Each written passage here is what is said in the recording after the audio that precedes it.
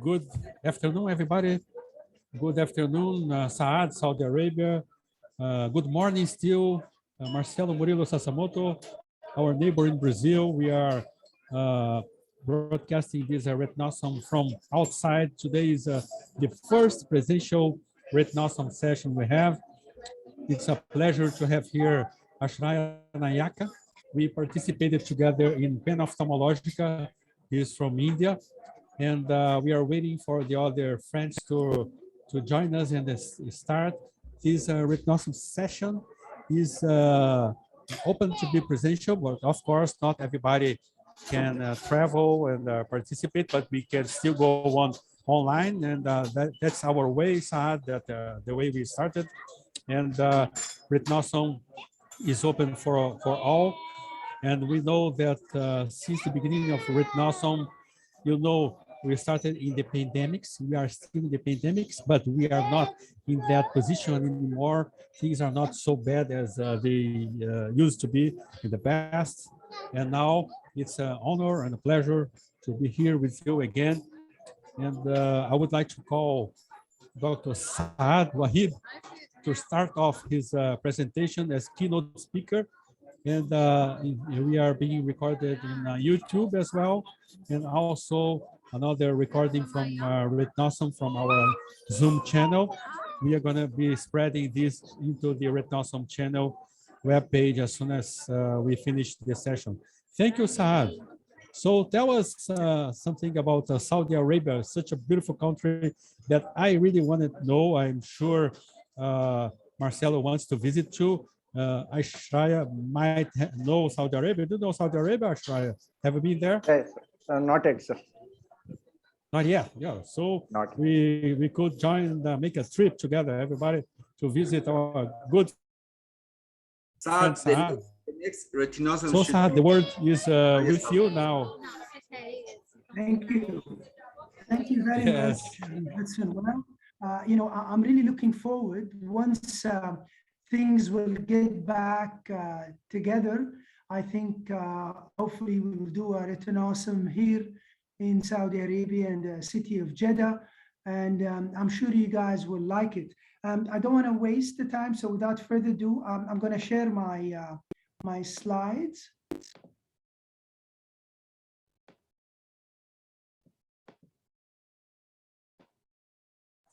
Yeah, it's pretty good now. I see your slides. Sure. Okay. First of all, thank you very much for this kind invitation. And I was just thinking, what should I talk about? I thought diabetes is a common topic. We all see these patients, we operate in them, and sometimes we're surprised with these cases. So I'll just touch on the indication because I'm sure everybody is aware of that. We do it for tractional diabetic detachments, for vitreomacular syndrome, where we are lucky now to have the OCT, both pre-op and intra-operative OCT. Non-clearing vitreous hemorrhage is becoming more precise now. We look at the degree of hemorrhage, how deep it is, the status of the other eye, the presence of cataract and glaucoma, and finally NVG and ghost cell glaucoma. Now, I hope you all agree with me that it's a very challenging procedure. Even if you're a very experienced surgeon, we've seen cases that start as being very simple and end up with a big surprise or a disaster. There is no doubt that the microinvasive surgery, the introduction of 23, because I was, as well as Hudson, we were trained in the 20 gauge era, but the introduction of the small gauge has definitely allowed us to control the intraoperative parameters and to perform more complex maneuvers. The geometry of the cutters, specifically the 2510K, has also made a major difference in my practice to the surgery of diabetic retinopathy. The basic principle is to try to relieve anteroposterior traction as well as tangential traction, and this is where you use segmentation and delamination. And the idea is to try to either remove the whole membrane or dissect it into small pieces, or at least just segment it and relieve all the traction around it. When we talk about delamination, the simple understanding is just to pull the membrane and the whole thing will come. And I still remember my first case as a fellow with Dr. Givadoni, if you remember him, Hudson. It was a diabetic membrane, which I pulled with the cutter. It was 20 gauge vitrectomy, and the whole thing came in one piece, and he was really surprised. I think it was just beginner's luck. Like in real life, you will see more complex cases where you have to do what we call as a fold back delamination for more softer membrane. You protect the retina by being behind, and you pull with vacuum the membrane, or for more harder membranes, you go with this conformal type of delamination where you try to get into the right plan and cut around these membranes. Now, the direction of delamination is practically the preference of the surgeon. You can either come from in out, which I personally prefer. I think the retina is thicker, the membranes are thicker. Your chances of creating iatrogenic hole is less, but there are a lot of surgeons who do outside in, and they do a very good job. Now, I'm just going to show you a couple of surgeries with that shows delamination. This was a vitreous hemorrhage with membrane. This eye has never had any eye surgery. I'm trying to induce a PVD, which is almost always absent in these patients. And you want to make sure you hold these membranes, give them their own time. Definitely, you don't want to pull to create more bleeding. And once you get into the right plan, then you'll be able to separate, as you can see, very gently these membranes. And once you do that, you have to watch the blood vessels around you, because you can certainly induce bleeding and iatrogenic holes. I want to go to the second surgery. This is a more complex with vitreous hemorrhage and more than 1 point attachment, like a table on the posterior pole in the fovea. And if you cannot manage to delaminate all the membranes, you try your best to separate these membranes, opening all the traction, whether it's anteroposterior or tangential traction. And again, as I said, you want to be gentle. I personally, since I started using the 10,000K, I'm very comfortable with unimanual surgery, and I use the cutter both as a scissor and as a forceps. When you go to segmentation, it's more for more adherent membranes, and this is when you're worried the retina is thin, very ischemic, and you don't want to create iatrogenic breaks. So you segment the areas as much as you can. And I just want to show here at the end of the surgery, there was a stump on the optic disc that I tried to reduce as much as I can. I don't pull on these because they're usually vascular, and if you pull in them, they'll bleed, and most of the times they will cause and create more trouble and give the patient post-operative bleeding. This is a few pictures of pre and post patients of diabetic vitrectomies with tractional detachment. We also do diabetic vitrectomy for tractional diabetic macular edema. In this case, I'm trying here to induce a PVD, which is usually induced easily in some cases. Once you've induced the PVD, we stain with membrane blue. I have noticed that diabetics, especially those who have received multiple anti-VEGF injection, will have very patchy staining of ILM, as you can see. And then hence there is sometimes a need to restain these patients. When I do, when I do these patients, when I do their ILM, I try to avoid removing the ILM over the fovea, because you don't want to de-roof the very thin fovea and transfer this into a partial thickness macular hole. So I try to do the ILM around and then leave, you can see the ILM on top of the fovea without going all the way into the fovea. This is the patient after 1 week post vitrectomy and ILM peel in a diabetic tractional membrane. Anti-VEGF and vitrectomy, I think they're very useful. I routinely use them in cases that I think are very vascular. I think they work within 24 hours. If you have a patient with iris vessels, they will dissolve it after 1 day. I usually inject the patient on Tuesday and operate on Thursday. You want to make sure this patient is going to go for surgery. He doesn't have any medical problem because of the theoretical risk. If you inject them without surgery, you might induce more tractional detachment. Although I think this concept has a little bit been overemphasized, because I have certainly seen patients and they haven't had this bad complications. Some surgeons advise at the end of the surgery also to inject them. Doing phaco or not doing phaco, I think if the cataract is not visually significant, I personally wouldn't like to combine vitrectomy with phaco. I think you might affect your picture by the corneal edema, and the visualization might be actually compromised. Now, I think the idea is to reduce the total number of surgeries. Bottom line, I think the concept of doing a combined or just vitrectomy is still no consensus, and I think it depends on different surgeons, and I'd be very much interested in hearing what you guys think. Which gauge? I remember when 25 gauge came, people were saying you want to leave 23 for denser hemorrhages and bigger membranes. I have done very dense membranes and very thick, dense hemorrhages and very thick membranes with 27 gauge. And I think especially with the 25K, which I'll show a video of, I think these patients will do extremely well. I don't think there's anything you can do with 23, you cannot do with 25. It's another picture. The concept of bimanual versus unimanual, I am generally a unimanual surgeon. I think bimanual is also good.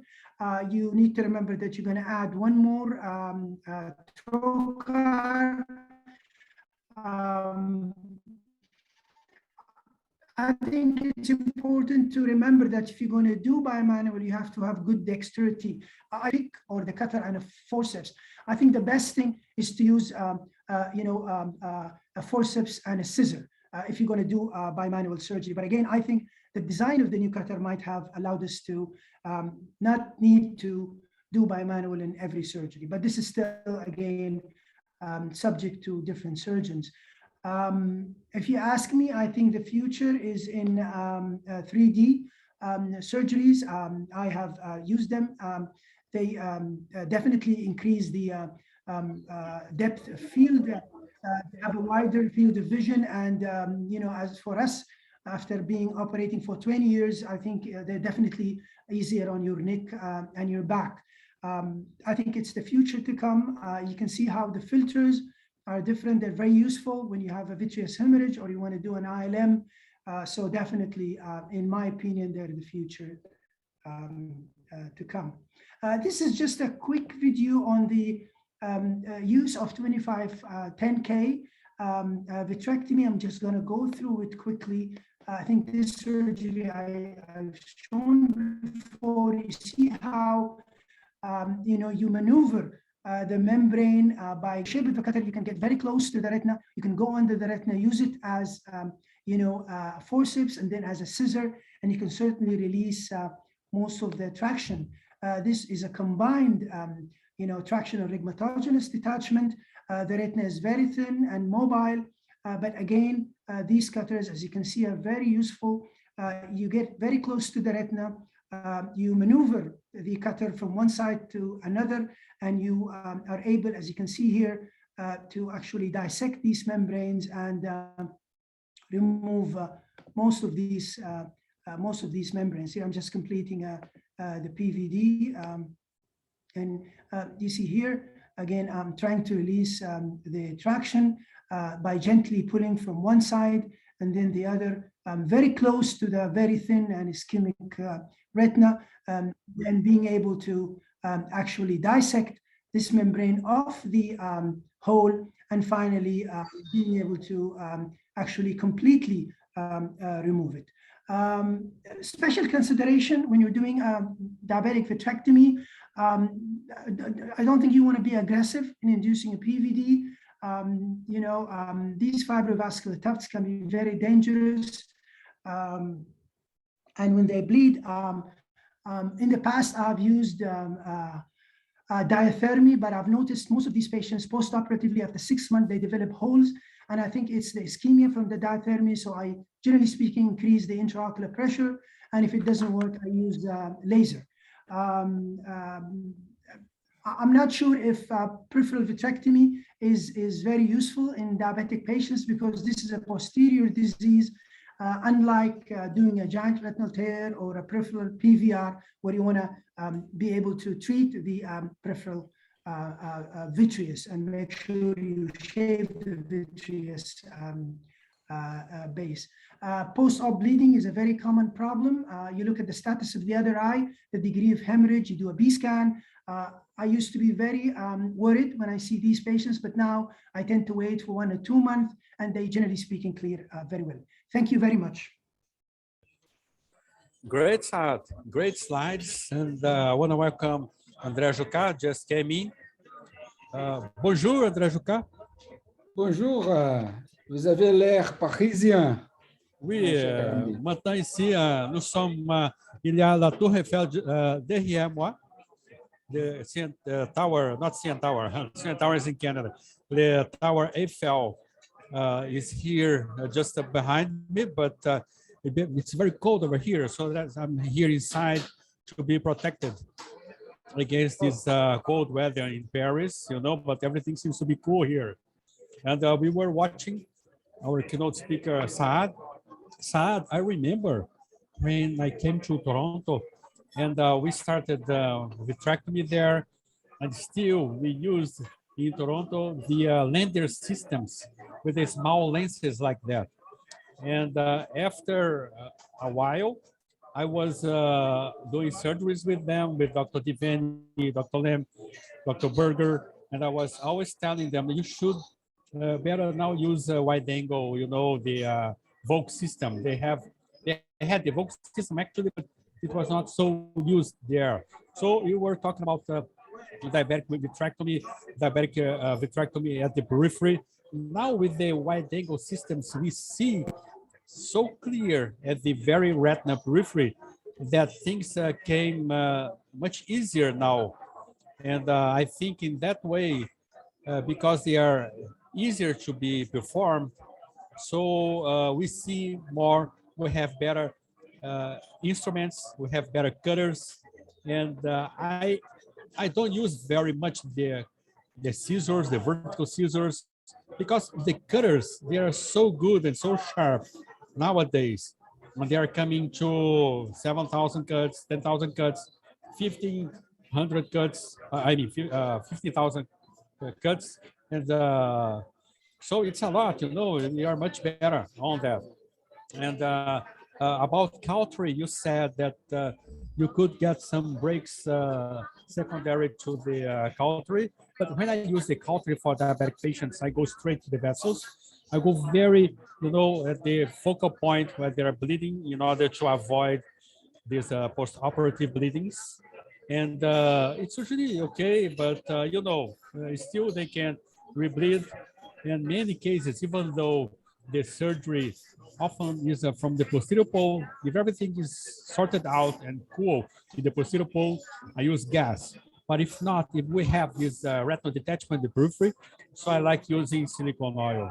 So I would like to hear comments from Ashraya about the diabetic vitrectomy that Saad just showed us. And I love Saad, the 3D, because you put one picture side by side with the other.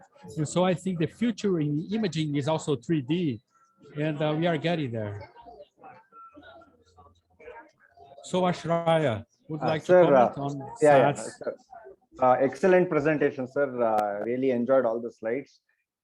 Just a couple of points regarding the use of anti-VEGF.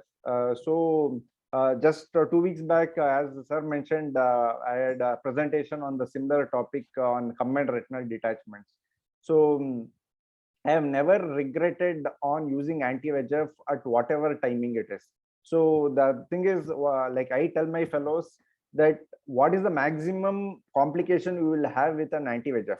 Maximum the traction might increase a bit, but either way we are going inside to handle all the traction only.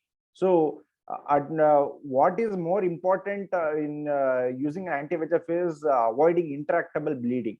So intractable bleeding is something which is very difficult to handle because it compromises the overall visualization. So anti-VEGF is a great thing I would love to use in all my cases, but because of the cost factor, in 90% of the cases I don't use it. But whenever I get a chance, whenever the pathology is very difficult, I invariably use anti-VEGF. We use more of Avastin in India. We feel that works really well. Sometimes even up to 7 days, it gives you very good control of bleeding, intraoperative bleeding. But otherwise, anti-VEGF is something which really helps in having better outcomes. So that is something I wanted to add. No, I can't agree more with what you said. I think, as I said, there is a theoretical point that if you inject these patients and they don't go for surgeries, for example, because of a medical condition, or sometimes you don't have a bed in the hospital, they cannot accommodate them. But I think this also has been overemphasized.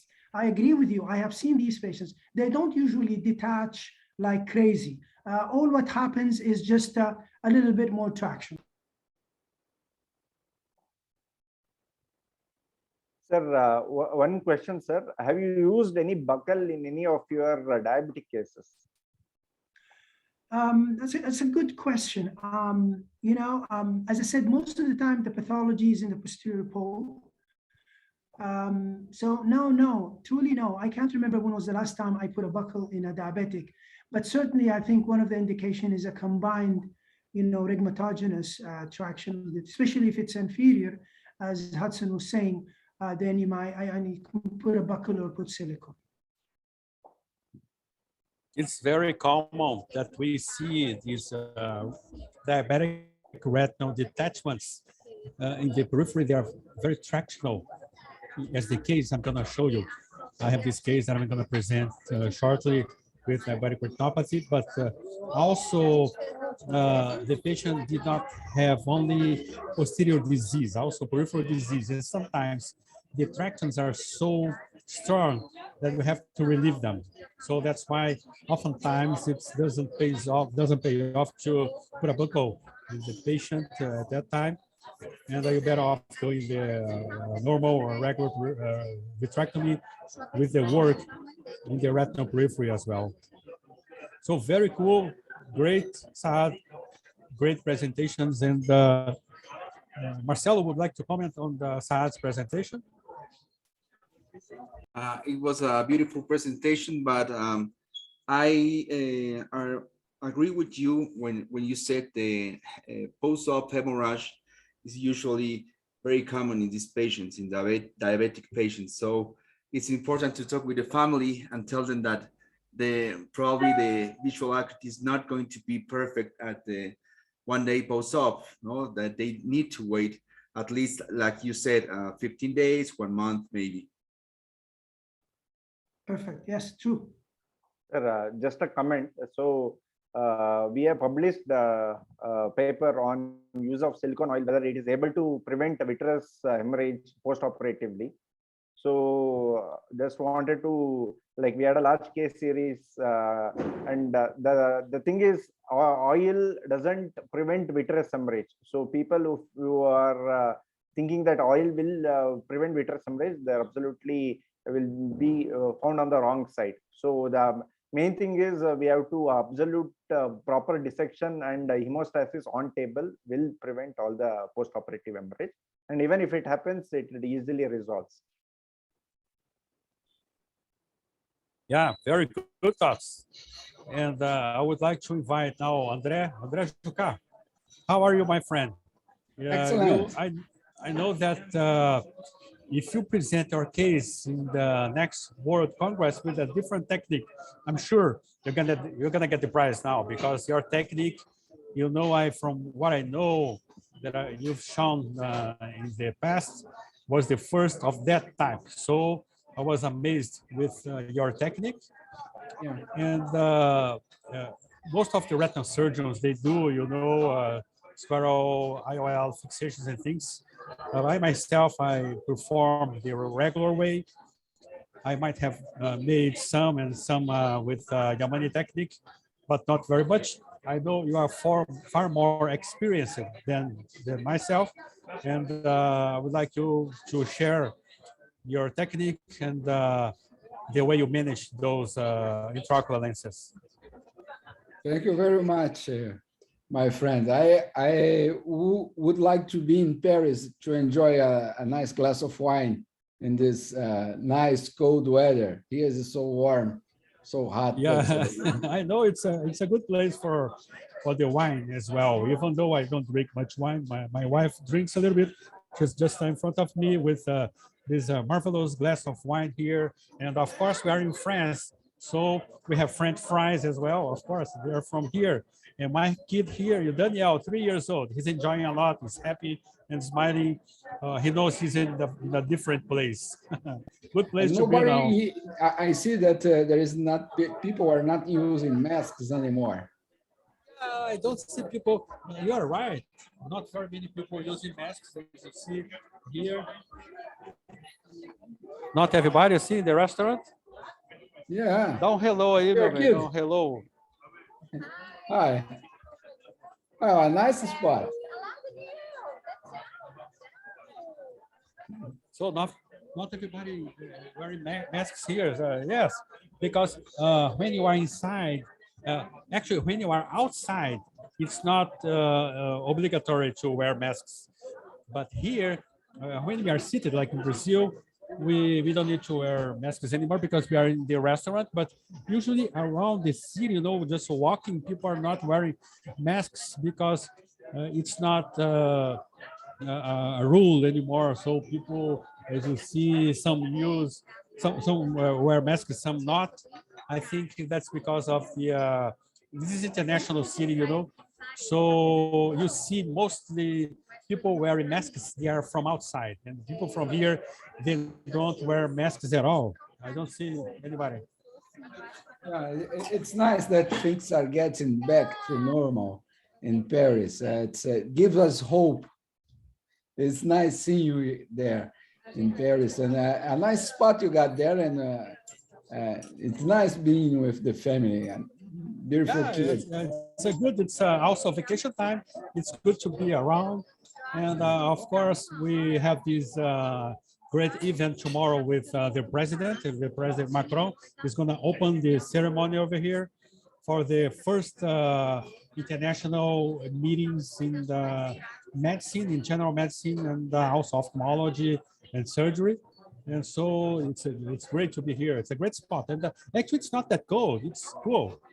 It's okay, Yeah, I'm wearing this, but it's not. You just came from a hot weather, and then the difference make it. Yeah, I know. Okay, I will begin sharing my screen. And yes, this is, I try to make a very, there is many techniques, complicated, sophisticated techniques, but I'm always trying to do things, the more simple, the better for me. So I will try to share with you this small, these small changes that we did in this technique that was, this is the technique, we use 6.0 Pro lens flange for scleral fixation. You know, there is many options to implant IOL in absence of capsular support. We can use anterior chambers IOL fixation, posterior chambers IOL to the iris that we enjoy. That technique is very easy also. Transscleral suture posterior chamber IOL or intrascleral fixation that it has been gaining popularity through the time. First cases were described in 2007, but within 2017, with the Yamani technique, this intrascleral fixation techniques, rapidly gained popularity all over the world.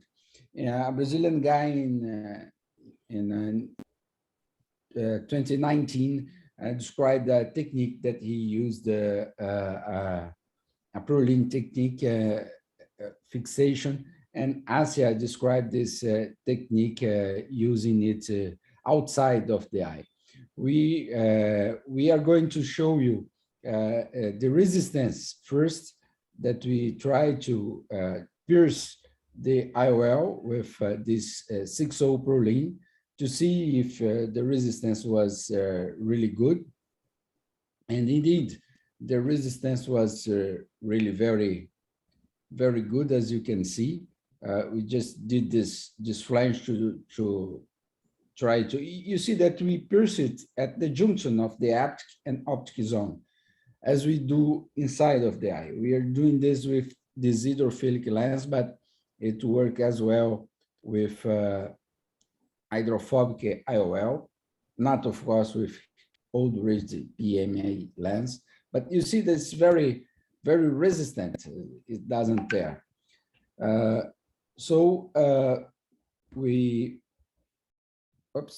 We then did this 4-flange technique. This technique was described by a Brazilian guy, Canabrava. Noted that he's not piercing the IOL. It's just we are not piercing the IOL. We are just passing through the eyelets of this aqueous hydrophilic IOL. Then we are using 4 points of fixation.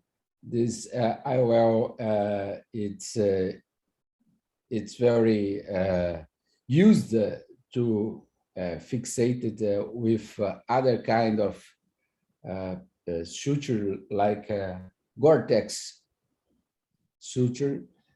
But here we are using the Prolene and this technique with flanged 6-0 Prolene. This is about the same thickness of a lens like Alcon MA.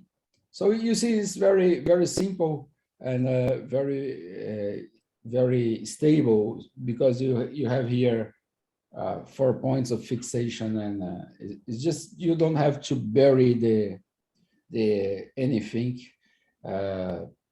It's very, very simple, really. And then the IOL is very stable, as you can see. The visual acuity was very good, and there was no, was like a 5 days post-op.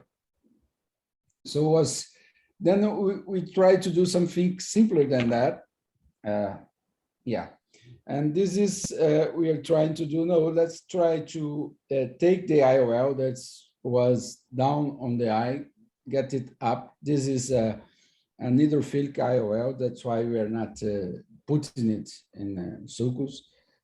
We are using it, you see, we pierce the IOL inside the eye, you just move it and then do the flange. And okay, now you have one side.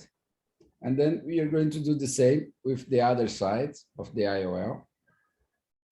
And you pierce at the junction of the optic and optic zone. You see this 3-gauge needle that goes inside. And again, through paracentesis. And again, we have this. And then you just have to cut and put through the needle. And then we are doing that. And this time with only 2 points of fixation. That seems to be enough. You can do it with 4 points of fixation, but 2 points seems, this is just a temporary for safety flange after we are going to adjust it. And just the other side. And we put it at 2.5 millimeters, so it avoids touching the iris and avoiding the UGH syndrome. And we just insert it and pull out. You see, it's very simple. And then this is Okay. This is really very, very quick, and we are using the same IOL. So if you don't have the power of the previous IOL and you don't have another IOL, it's very cheap and very convenient because you use the same IOL. It doesn't matter if it's hydrophilic, hydrophobic, if it has capsular support, or if it does not have capsular support. So it's really very, very still simpler technique than the one described by our friend Canabrava, because you can do it inside of the eye. So this technique has some disadvantage, though. It has this UGH syndrome, although we are doing it a little bit back to avoid it. It may have, like any technique, conjunctival erosions, and this can lead to endophthalmitis. We haven't seen any of that.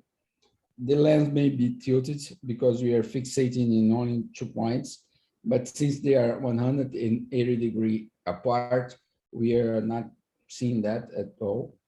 And we have still to follow up for long-term stability, that we think that the 6O is so thick that it's not going to degrade like we see with 9O and even more with 10O. That's it. That's a very simple technique. I think it can help us in some situations that we are not prepared with luxation, like the case of this patient that we did also. This was, I think, was our first case, and the patient got this support. This you see, this is alcohol lens, a WF. That's an hydrophobic lens. This can be done with multifocal intraocular lenses or even toric lenses. You can do that also. So this was our first case. You see that it's not difficult to pierce the intraocular lens inside the eye. You can do that outside of the eye, of course, with a new lens, but it's easy to do inside the eye. André, could you enlarge your picture? Put your picture larger. I think oh, it's, of course, sure. Okay. So I'm going to just show this this technique that we use to pierce. Still the needle, you see, and then just go through it. Okay. It's easy to pierce it. This is alcohol lens. I think everybody has used it, so it's no big deal to pierce it. This is, I think, the first case that we did with only two points. And this patient got retinal detachment surgery, and I think it weakens the zonula, and with time, the zonulas just didn't hold the capsular bag anymore. We remove all the bag and then fixate the intraocular lens, because the bag, it's many times it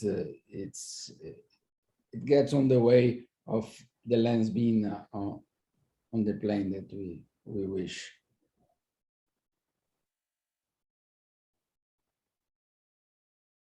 Okay. This the second depth.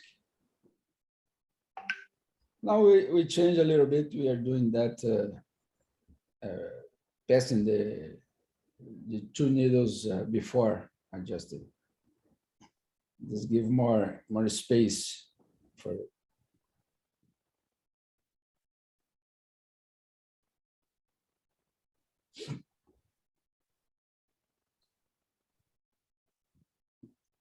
Like I said, this was the first case. After some surgery, we just get a little bit easier. We are just adjusting the time and everything. The size of the ideal size is about 3 millimeters.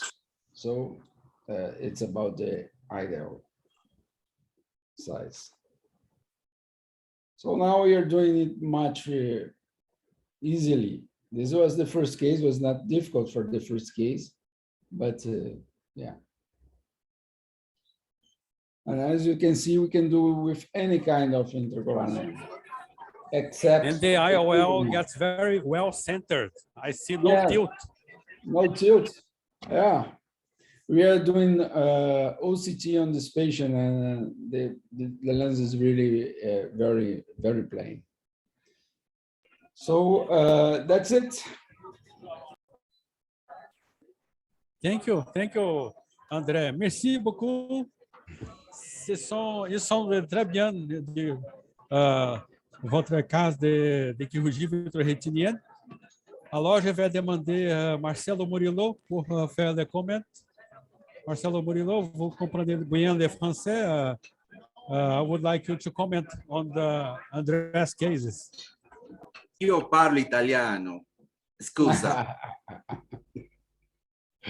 Well, one of the things that we need to remember to put these fixation lenses is the age of the patient, where when they are too old, sometimes they can't tolerate long surgery, and we need to avoid choroidals.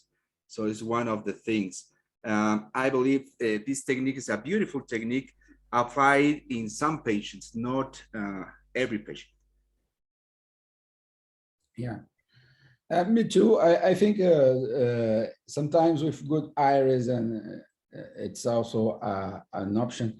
But the good thing about it is that you don't have to have a special intraocular lens. You don't have to be prepared for that. And sometimes you are in the surgery and the lens drop and you don't have a good support. So this is just another option to put on, you know, on your ideas, on your box of tools. Yes, thank you, Andre. Beautiful case. Thank you. Can I have a question? Yes, sure. So when you go 2.5 millimeter, you don't make a tunnel, you just go directly into the eye? Yeah, you don't make a tunnel because we are making the flange. So it's really the flange that's going to hold the lens. Right, because my original understanding is the tunnel is the thing that will prevent the tilt when you do the tunnel. Now, let me ask you, what is the size of the needle where you feed the 6O proline? What size needle do you use? 30 gauge? 30 gauge, yes, 30 Okay. gauge. And how do you know, or how do you make sure you're piercing the lens on both sides in the same place? Is that, do you have to be, it has to be like this, or just at the junction does not matter? Yeah, some friends, I have a friend in Brazil that independently, he did about the same thing, but he is piercing in the aptic. But of course, in this case, you have to have a thick aptic and cannot be a Perlin aptic. You can do this technique with a lens like Alcon MA that has any aptic, or even no aptic, you can do that. Where do I pierce? I try to pierce at the junction of the aptic and the optic. So it's about the same position on both sides, and then the lens is going to be stable. We try it in a multifocal intraocular lens. That's is more tricky because it's important to be centered, and it was fine. It was kind of centered, the intraocular lens. So it's always because the patient it wished to have this intraocular lens that was displaced, and sometimes this technique can give him the chance of keeping this multifocal, and it's another option for this situation. Of course, that the tunnel, I think, what holds it is the flange. The flange it will retreat a little bit, but then you pull it and do the flange, and it will retreat a little bit, and then we'll hold the intraocular lens. The trick is just to pull it a little bit out of the eye, more than necessary. And then it will retract, but then the flange will stop the intraocular lens of getting out. Of course, that in a few minutes, the sclera will hold anyway everything. Sure. Have you seen any dislocation or cheese wiring of the proline through the sclera? No, I've seen one case that was not. I just fixate one side, and the other side I just lost it because I didn't make the flange. Now I do the safety flange to avoid that, and then I have to pierce again with the other eye was already fixated. So, but it was not a big deal. I just pierced it again and did it all together, because I didn't did the safety flange. Now I do the safety flange, and then with the safety flange, I will never lose another side. A safety flange is a good trick for safety, because when you're working on the other side, you just forget this side, and when you see when it's not too long, you can just lose it. Thank you, Andre. Great case. Thank you. Thank you again, Andre. And do you want to comment, Ashraya, on Andre's case? Do you perform those intraocular lens fixations? Do you use money technique or any other technique, or any techniques similar to this one from Andre? Sir, that was a great presentation. Completely new technique which I have not come across in the last few years. So basically, like we do only ab externo. The ab interno techniques is something which we have not taught in our training also. So we have been doing only ab externo techniques because being a since we do a complete vitrectomy, try and do induce a PVD, do a complete vitrectomy, and by and large we used to do all this sutured scleral fixations, but now we after working with Dr. Rama Agarwal, we only do this handshake technique and intrascleral fixation with this Charot's tunnel. This Charot's tunnel has been has given a great stability for our IOLs, and I've been using for almost all IOLs. In fact, some of the times I've even used for multifocal IOLs also, and it has given us great results with very, very less complications. But this is something which is really new and can be, as sir said, we can be used it when it's absolutely necessary.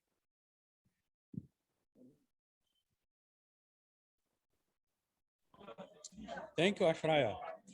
And I want to invite now Marcelo Murilo Sasamoto to present his case for Retinawesome Paris. Marcelo, welcome again. Thank you. Thank you, Hudson. Let me check. Okay.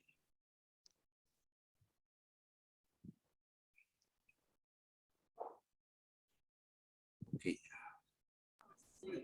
Você pode escuchar-me? Sí, muy bien. Tá bom. Ça va bien. Very good screen and sharing. The image is perfect. Excellent. So I'm going to start now. This is a case of a female of 20 months old who suffered an accident with a glass cup, presenting horizontal laceration of 22 millimeters approx, a loss of vitreous and iris, hypotony, and structural loss of the eyeball. So I'm going to start showing the case. We did like actually four surgeries. This is the eye. We start to give the eye some form to continue the examination and exploration of the eye glove. So at the first, we are using some Vicryl 8.0 to reform those scleral lacerations.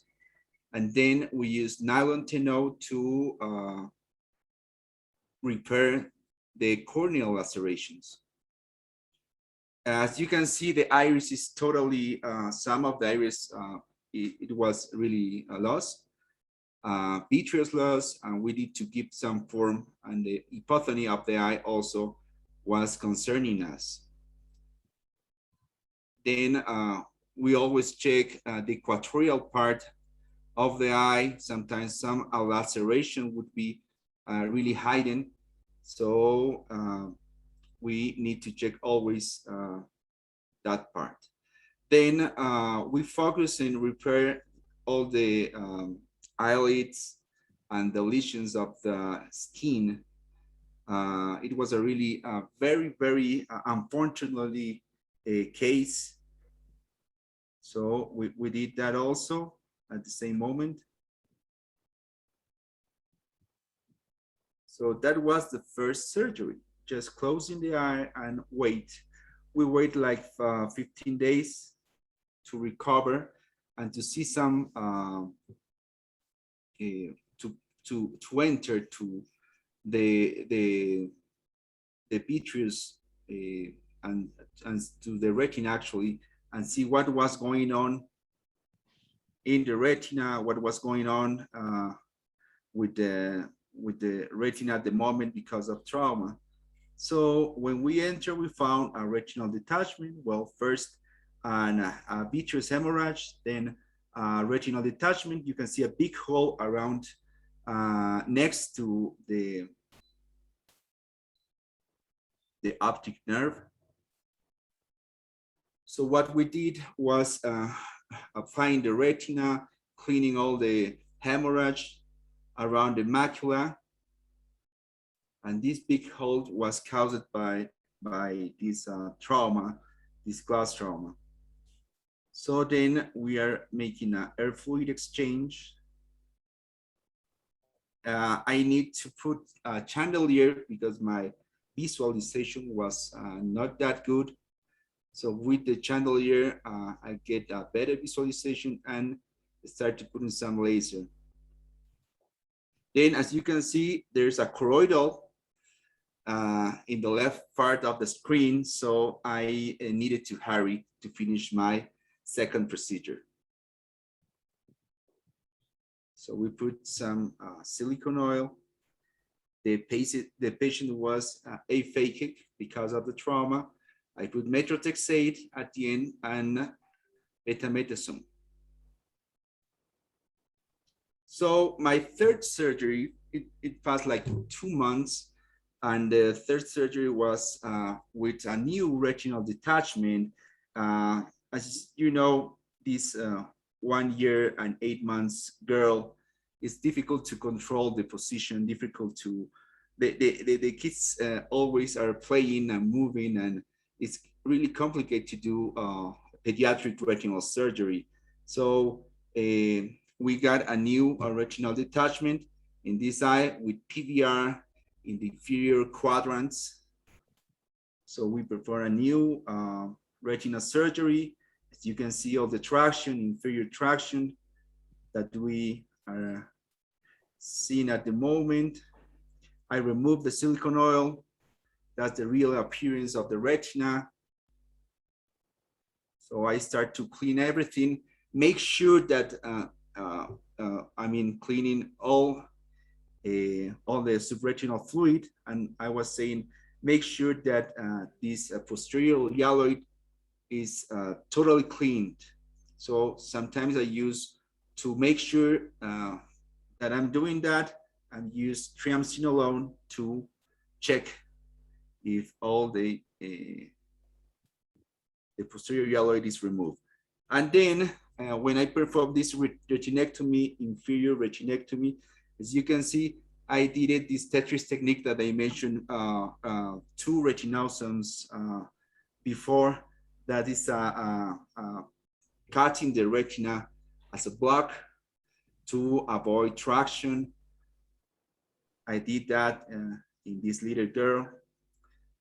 Then we made an air fluid exchange, applied the retina, I'm just checking if everything is correct. So I'm changing again to fluid to see with gemcinolone if there's any trouble with the yelloid. If I remove it everything, then again I change to air and apply the retina, put some laser, and finishing with silicone oil.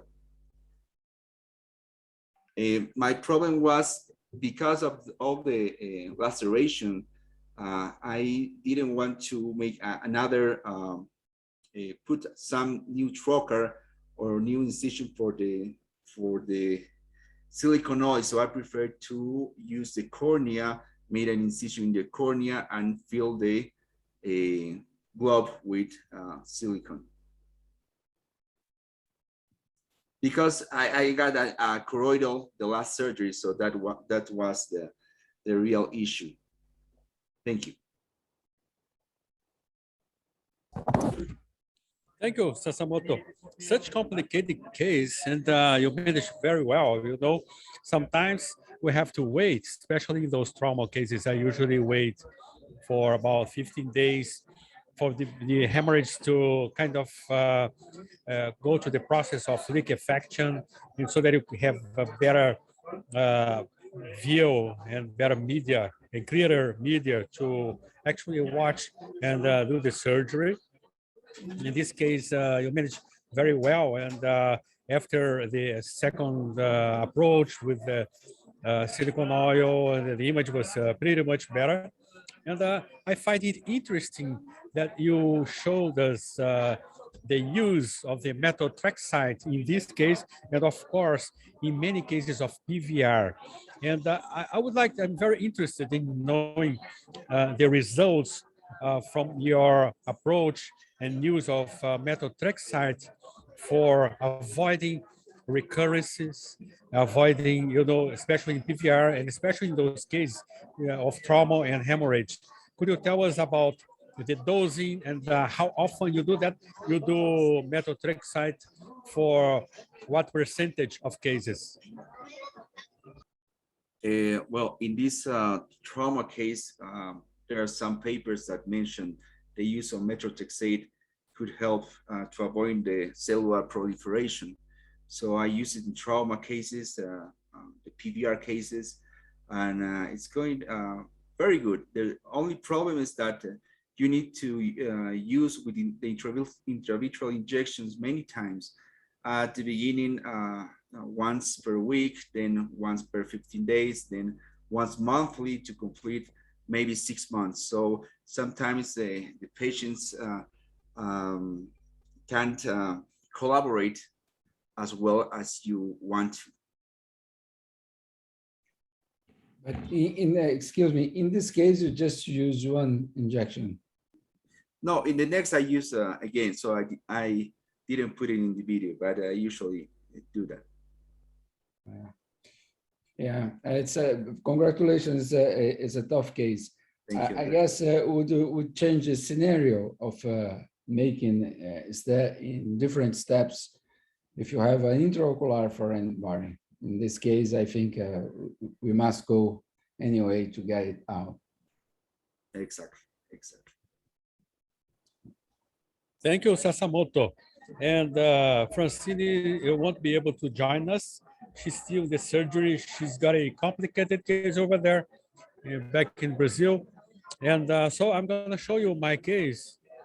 I will show you a pretty interesting case. Let me share my screen with you.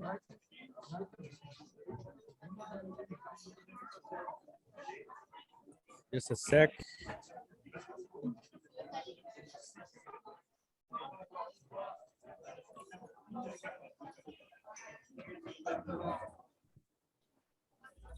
Oh, thank you.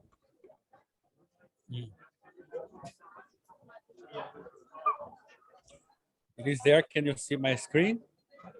Sure. Okay, so let me start. Thank you again for participating into our meetings. This is Retinawesome Paris. This is the first presidential meeting after the pandemics. And We are at the iBank Foundation in Goiânia, Brazil.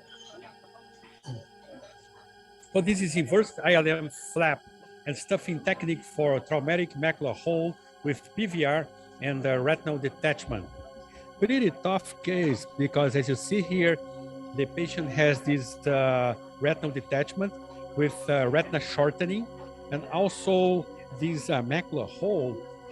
And we are starting doing the vitrectomy and peripheral vitrectomy. You see the retina is detached and has PVR shortening and this large break in the very retinal periphery. So with wide angle vitrectomy macular lens, you are able to see everything, even though the patient has a detachment.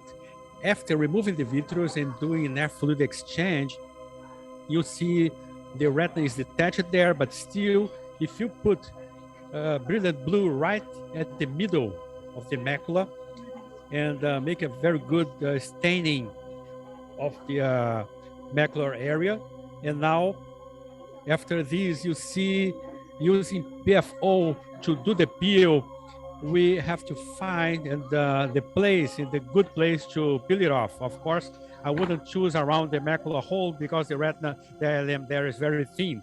So I chose it temporarily.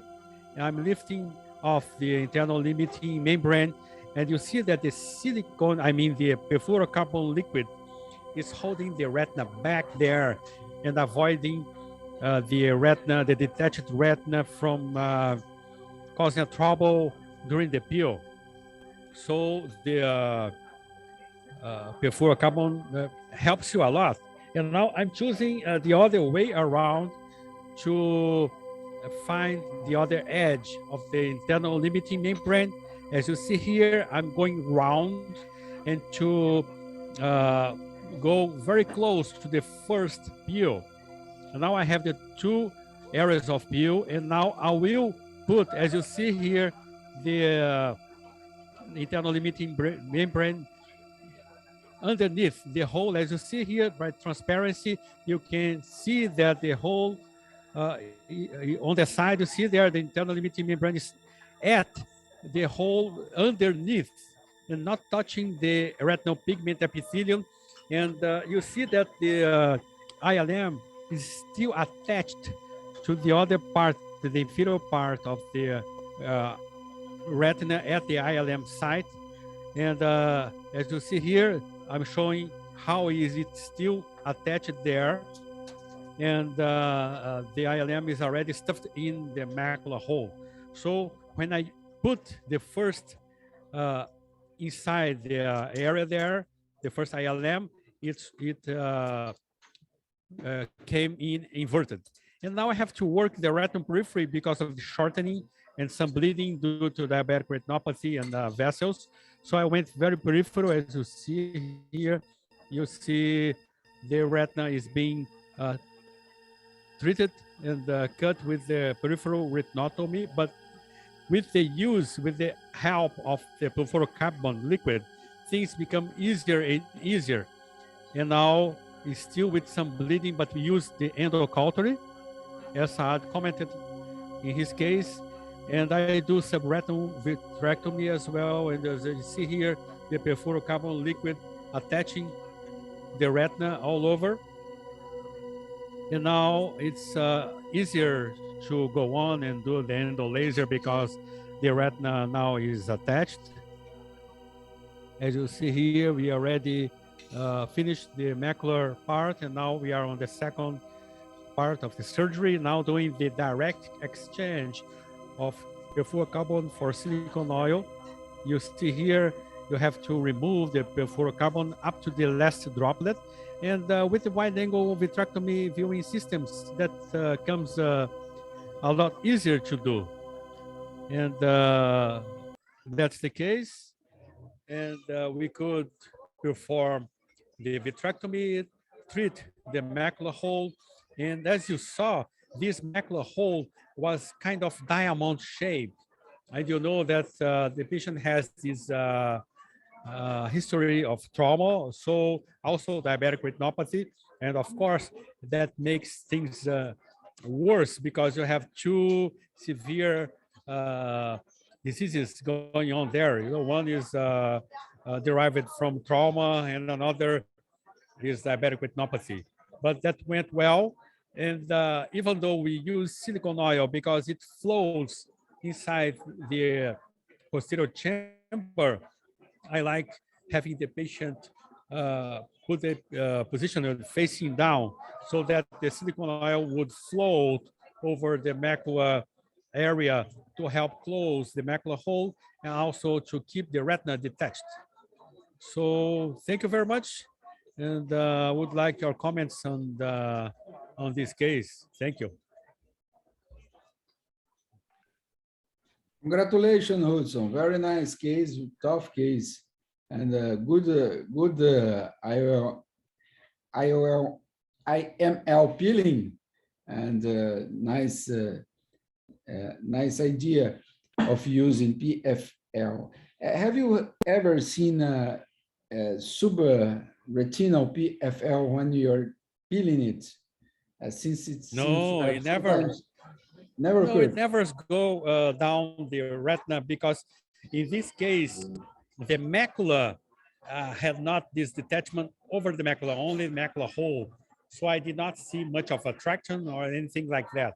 And via perfluorocarbon liquid, because if you put on the macular area, it sort of create this large bubble. The large bubble has a large superficial tension there. So it doesn't go inside the hole at all. Okay. Because Okay. you know the large amount of perfluorocarbon at the macular area, and the hole is very small. There is no traction, so it doesn't go. It helps you actually grab the internal limiting membrane. I love it. And my professor, Marcos Avila, he loves doing the ILM peel with perfluorocarbon as well. But I learned this without using perfluorocarbon liquid, but after a while, I see it, especially in the retinal detachment cases, that helps me a lot. So it's easier, the surgery becomes safer and safer. If you get ILM and it comes off your forceps and it goes down again, you get it the same spot and lift it up again, and everything goes well. So I think I was afraid at the beginning trying to do that, and that could be probably more difficult, but it's actually it makes the surgery easier and faster for you. Yeah, I guess I have done some cases like that, but in cases where there is a lot of traction on the retina, I feel that putting another pressure sometimes can make the PFL goes down. But it was a very nice case, very elegant. Congratulations for that. Very nice. Very nice, Annie. Why did you choose silicone oil? Could you think that gas would not work? No, as I mentioned during Saad's case, because the patient had this retinal detachment with traction at the very periphery, the retina was shortened. I could have used gas, but I would like a long-standing tamponade like silicone oil, because otherwise I would probably miss the chance and having to get to the OR again and to operate him again because of PVR. So because the retina was shortened like that, and then now it's attached, and I just wanted a better tamponade and a long-standing tamponade. That's why I did not use the gas, because I thought that maybe could last not long enough, and then I could have a recurrence. That's why. Okay.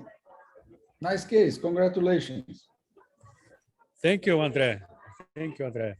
And I compare, Saad, I compare to your cases that you showed, and you see that at the very periphery, we had some bleeding there from vessels, and you mentioned in your keynote presentation that oftentimes when you do too much of to use the eraser to cautery, you might get some holes. But in those cases, the holes that I could have got they were so peripheral at the edge of the retinotomy that I had to do some retinotomy. I had to do some cautery. Otherwise, it would bleed in the postoperative period. And these patients, they don't bleed at all in the postoperative period because I did the cautery beforehand. No, I agree. I think your case is different. I think it's a tough case because, first of all, it's traumatic and it combines both posterior disease with a very large and a bizarre-shaped macular hole together with a peripheral detachment. So that's a different case, and I think you managed it wonderfully, what you've done. And I like the way you have done your ILM and how you left a small stump at the end, which is actually going to secure your ILM, and the fact that you have done silicone exchange, silicone Pfcl exchange, because I have seen in the past, if you do air fluids exchange, that ILM can just fly and disappear. So I think you've done a great job. Great case, great case. Thank you. I started doing this exchange since long ago. And after I've done many air fluid exchange, as you mentioned, the ILM simply just came out of the hole. I was so angry. In some cases, I had to peel it off again, and I peel it off again. Some cases, I did the stuffing technique. But now I'm trying to create this technique that I have the stump of the ILM there so that it wouldn't come out. And I also invert the ILM so it comes in the inverted fashion. So if my exchange is slow one, very slow, so that it doesn't come out at all. So I like this technique because that's a way that you keep holding the ILM in place until you get the last droplet of perfluorocarbon liquid. And at the end of the case, everything is there, you know, not even shake it or switch positions. So this is a technique I'm using more now for those complex cases when you have to do your silicone oil and you have to do this exchange. I prefer the direct exchange of perfluorocarbon for silicone oil rather than doing, you know, passing through air beforehand. What do you think, Ashraya? I saw many diabetic patients you presented at Pan Ophthalmologica. I loved your cases and congratulations for that. And what did you think of the technique? Sir, wonderful case. Congratulations. I just wanted to add one point on what Dr. Saad was telling. So the shape of the macular hole is more slit-like or rhomboid shape or diamond shape because of the traction which is involved. When we have a regular idiopathic macular hole, it is more centrifugal. So you will have a round shaped macular hole. When you have an anterior-posterior traction, such as trauma or a tractional retinal detachment. In fact, in combined RD, you can see at the edge of the traction, you will have an oval shape or a slit-shaped holes. So similarly, you have a more rhomboid shaped hole in traumatic macular hole. Traumatic macular holes are a bit difficult to treat because they are usually larger macular holes.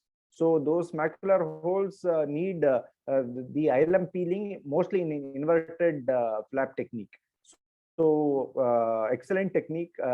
And as Saad sir also mentioned, it is very important to leave the ILM, the stump at the edge of the macular hole, because the moment if you try to peel it off or do a conventional ILM peeling across the macular hole, you tend to lose it, and the scaffold for glial proliferation becomes very difficult, and they end up as type 2 closure or a persistent macular hole. So excellent technique, and congratulations on your successful outcome. That's a wonderful technique. Really love it. Congratulations. Thank you. Muchas gracias, Marcelo. Muchas gracias. Merci beaucoup. Nous sommes ici à France. And now, yeah, it was excellent. I think this short Retinawesome was one of the best because we discussed everybody's cases and Saad's case as a keynote speaker. I want to thank you very much, Saad. And I also want to thank you, everybody, and Ashraya for participating with us the first time. Sure. I have And my presentation is still. I still have to present. oh yeah, sorry, I'm forgetting. Yeah, you discussed it so much that I was forgetting you. We still have Ashraya to go. And after Ashraya, I'm sorry, you present your next case. And after your last case, we are going to discuss your also your case and everybody's case. And I would like André to finish the presentation with, because André has studied here in France in the 1520 Quinze-Vingts. And so after all, André, I would like to close the Retinawesome Paris. Okay, Ashraya, you are the first. I'm also thinking you are the first time you Retinawesome. I was forgetting you, but it was just a joke, just for you to relax, okay? So go on, my friend, and do your presentation. We are ready for you. Okay, sir. Thank you. Thank you for the privilege, sir. I'll share my.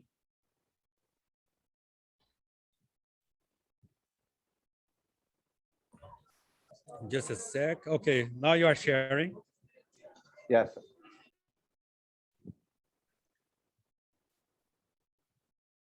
Are my slides visible, sir? Yeah.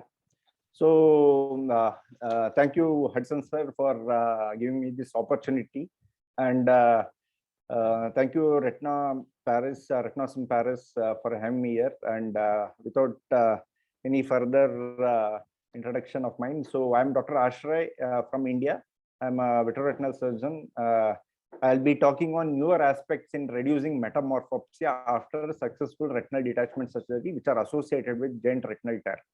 So, so a lot of times we have great surgical outcomes with all our surgeries. So this is one of my patients who had excellent visual outcome of 7.5, but he was complaining of metamorphopsia, which is usually measured with M charts. That is, and it was about 0.5. So even after a successful pars plana vitrectomy after retinal detachment, lot of patients complain with metamorphopsia or decreased image size in one eye, that is the operated eye, which is also known as anisoconia. So this is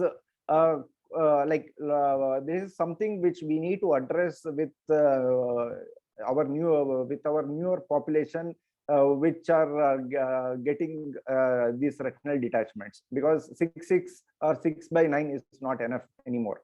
So so this is what I want to talk about. That is, gross retinal reattachment is a crude measure of surgical success, and there is something which got recently published called HERA, that is high integrity retinal reattachment. So it can be achieved by reapposing as close as possible to its original location with no retinal vessel printing on the fundus fluorescein autofluorescence imaging. This can be achieved and realignment of photoreceptors closer to their original position to their own RPE cell will give you an excellent outcome. And this proper alignment may allow for a better photoreceptor function and superior functional outcomes, because we are moving towards more functional outcomes than on retinal anatomical outcomes. So as we recently saw excellent surgeries with SFIOL. So this is one of my patients who had a dislocation of IOL. And when the dislocation of after the surgery, patient had 6/6, but at the end of surgery, at the end of 2 months, he was still complaining of glare. So, but we want to achieve something like this. This is another case of dislocated IOL, where we have achieved a 6/6, but absolutely centered IOL. So patient does not have glare. So something similarly we want to achieve with retinal detachment without any metamorphopsia. So how do we move from low integrity retinal reattachment, that is called LIRA, to something like high integrity retinal reattachment, and make the patient feel really wow about his vision. So today's scope of presentation, I would be talking on problem statement, objectives, and my surgical procedure technique, and how we can do it step by step. So low integrity retinal reattachment is commonly seen in patients who undergo PPV for RD, and presence of LIRA is nothing but presence of retinal vessel imprinting on autofluorescence imaging. So metamorphopsia and anisoconia is very common after successful PPV. So this is, please pay attention to this small vessel. So this is actually this is the original location of this vessel. So this vessel, which is the lower arcade, after the surgery moved from this position to this position. This essentially means that there is what was the original macula here, that photoreceptor has moved it here. So this patient complains of metamorphopsia. So even though patients are 6'9", these patients always experience anisoconia. So this is the trial which was published from the University of Toronto. So this they demonstrated that metamorphopsia is measured about 0.3 and be seen in more than 50% of the patients who underwent Pfcl vitrectomy had objective vertical distortion. So this is my patient, another patient with a buccal, and we all know buccal always have a high integrity retinal attachment, and usually have 6'6" and 6. So this is how the outcome looks like, with a good buccal height, where and absolutely where the retina earlier vessels are there, there only they go back and attach, and we get a high integrity retinal attachment. So this is another patient who had a low integrity, and this is another patient who had a high integrity. So how do we achieve this? This is the main question. And even in patients who have a GRT, and with the advent of all this wide angle viewing, PFCL, small gauge vitrectomy, Surshot 10,000 cutting systems, with all these things, we are able to achieve 88% of success. But can we achieve HERA in cases like this? So this is a patient who had a young patient who had a 6'6" vision post cataract surgery. He had a uneventful surgery, and after that he had a sudden loss of vision. So this is the whole retina is reflected on one side. This is the bare RP. So can we really achieve high integrity retinal attachment? Is it really possible? So the answer is yes. This is patient who has achieved it post-operatively. And how did we achieve it is what my whole thought process is about. So to achieve this, we have to prevent slippage for perfect realignment of the photoreceptor to its original RP. And also we have to reduce the formation of ERM for having absolutely no distortion. So how do we do this? So the solutions are, so we have been ardent fans of buccal. So buccal encirclage with the advent of new techniques has to be avoided. I will come to that, why it is important. And it should be, we should do minimal cryotherapy to prevent ERM. And something which I've been using of late is something which is not yet published, that is Chandler assisted direct Pfcl silicon oil exchange. So encircling buccal has this following disadvantages. One is, if the height becomes slightly more, then there is radial infolding, which can cause redetachment. And because if the buccal height is not according to the edge of the dent retinal tear, then it can cause fish mouthing and again cause redetachment. And while doing surgery intraoperatively or post-operatively before the retina scars, there can be posterior slippage causing retinal folds and redetachment. So encircling buccal should be avoided to achieve high integrity retinal attachment. And I have evidence for that. So this paper from Vireoretinal et al. Recommends that the buccal should be routinely avoided in patients without PVR. So in PVR, that's a different issue, but without PVR, in the case which I showed, should be absolutely avoided, because it can avoid the creation of retinal redundancy and can avoid guttering and retinal slippage during air fluid exchange. So this Pitcher et al. Also told that buccal did not significantly alter the success rate in GRT associated with RDs. So cryopexy, again, this paper by Sella et al. Has shown that it can be as high as 21%. So excessive cryo can cause more than 50% of ERM. If it is kept less than 5 applications, then we can avoid ERM. So the third thing is slippage is the most feared complication in GRTs and can lead to retinal folds and re-RD. So with small gauge vitrectomy with and better visualization, we can avoid all the compromised outcomes, and if not taken care, then there will be a failure to achieve high integrity retinal attachment. So this is what I'm talking about. This is Chandelier assisted Pfcl exchange, where we use Chandelier to directly visualize and pump the silicone oil. So this is the Chandelier which I've used. So talking about the technique, this is the technique which been using, and I've done around 7-8 cases. So I put a 25 gauge valved cannulas, do a meticulous vitrectomy, and after the vitrectomy, I make sure that I have removed every ounce of vitreous and do a thorough indentation and shave the vitreous at a low vacuum and high cut rate. Making sure that I don't leave any vitreous from the anterior part of the retina. The most important thing is we have to get rid of vitreous from the edge of the joint retinal tear. So that is very important to avoid any redetachment. At the end of this step, I usually do a fluid air exchange and use brilliant blue to get better staining to avoid any ERMs if present. And the second step is I inject PFCL under the retinal flap, and you can see it being getting unfolded slowly. This step has to be done extremely slowly so that there are no fish eggs formation. So fish eggs formation can hamper the visualization, and if visualization gets hampered, your surgical outcomes can be different. So once you slowly unfold it without any retinal folds, you make sure that the IOP doesn't increase too much. So you keep a watch on the optic disc.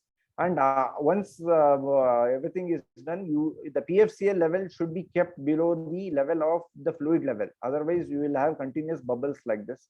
And once done, we check the periphery to see if there are any additional breaks, which needs to be lasered subsequently.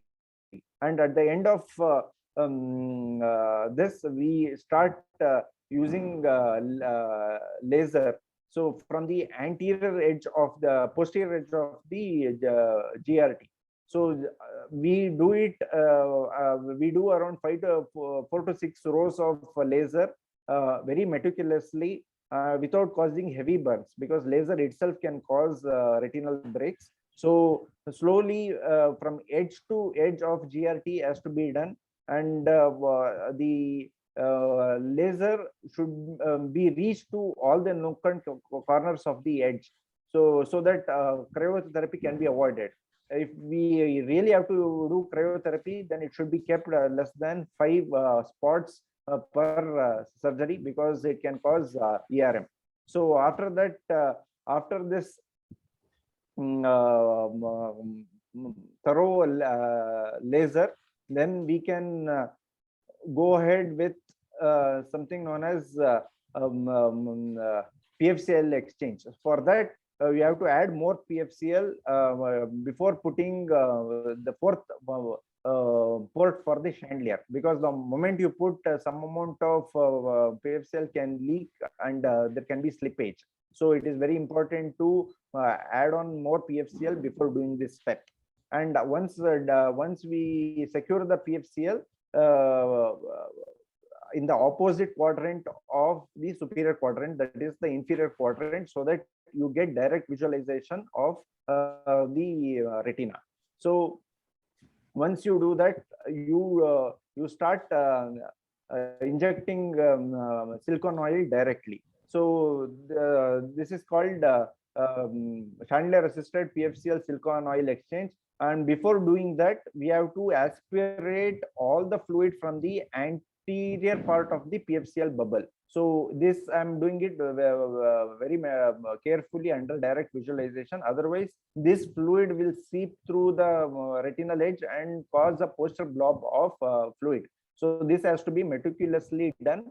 And once done, then you start injecting silicone oil under direct visualization.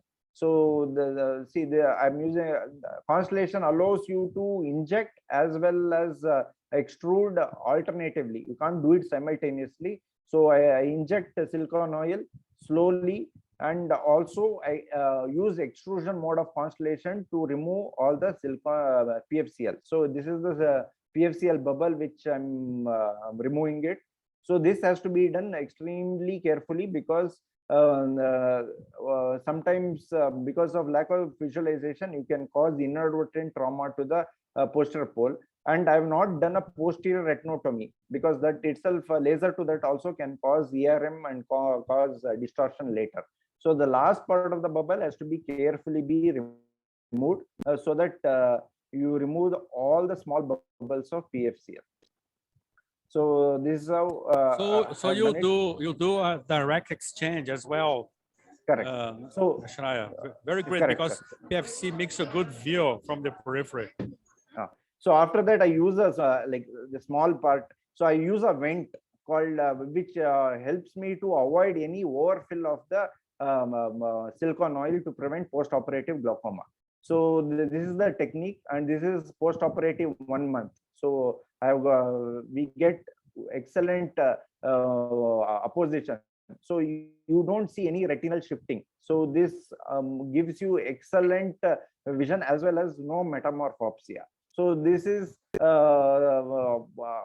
HERA is achievable, and this can be seen in OCT also. You can see ellipsoid zone as well as ELM intact. So and on fluorescence, autofluorescence also, everything is absolutely perfectly aligned. So this is another case where I've achieved HERA with excellent visual outcome of 6.6 by and metamorphopsia of 0.1. This is a case where I didn't use this technique and got LIRA. So you can see there is this vessel has slightly slipped down by 0.1 to 0.2 millimeters. So this can be seen very clearly on fundus fluorescein angiography. Here the patient only got 6/18 and 0.5 of metamorphopsia.